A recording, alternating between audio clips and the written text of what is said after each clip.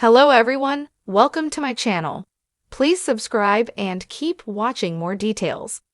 The walls are closing in on General Hospital's Cyrus Plus, the one person who will see right through Jason and Sasha's lie. This week felt a little lackluster on General Hospital. There was clearly a lot of potential matchmaking going on between couples, and right in time for Valentine's Day, which is to be celebrated next week on the soap. We got more clarification on how Jens and Natalia know one another, and Jason offered to go along with Sasha's story. The biggest development that stretched out over the week is that it looks like time is finally up for Cyrus. Between Danny accusing Cyrus of killing his mother in a pact, Charlie's and Jason threatening Cyrus' life if he touches his son again, it sure felt like the show is setting up a Who Killed Cyrus storyline.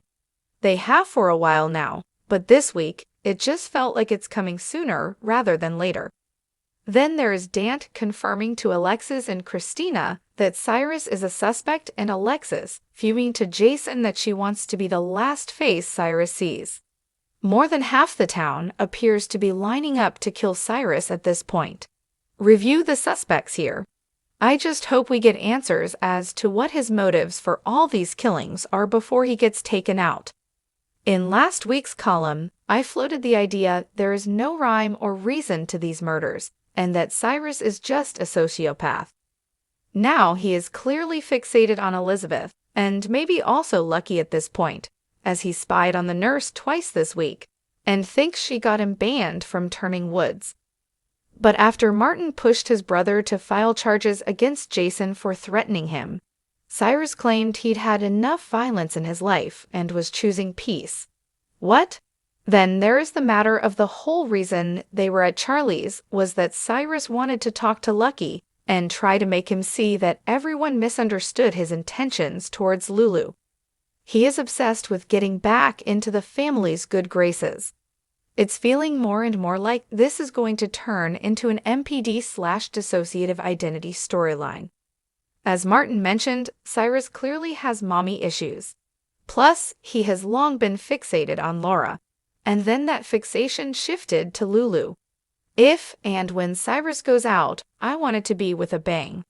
I want to see Cyrus go off the deep end, pull off his best Norman Bates, and dress up like his mother or Laura when he goes out. We were so close to Nina finally telling Willow about her sleeping with Drew when Tracy interrupted them. Seriously, Tracy, this was one time we could have done without your insults and meddling.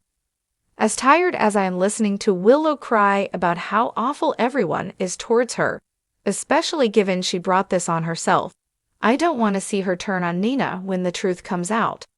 However, that's precisely what I fear will happen. Willow has jumped from Dawn of Day to the Corinthos/Quartermain clans, and is now firmly entrenched in the cult of Drew. She doesn't have an I need to be rescued problem. She has an I don't have an identity of my own problem. Nina's tried to tell her as much. Willow needs to figure out where she and her children go from here, not where she, Drew, and the kids go. So Jason's stepping up and going along with Sasha's plan to let everyone, except for Danny, believe he's the father of her baby. Oh wow, how original. If anyone should be able to see through this farce of a story, it's Carly, because been there, done that. And how angry will Carly be with Jason for keeping her grandson from her? Karma's a bitch, Carly. I was glad that Jason insisted he couldn't lie to Danny about Sasha's baby. Jason's actually turning out to be a pretty good father, while his brother Drew has become the crappy one. Drew began heading there long ago by putting Carly over Scout, similar to how Jason did the same with Sam, Danny, and Shake in the past. In the end, though, this entire scam they are trying to pull off seems to be about one thing: pairing up Sasha and Jason as a couple.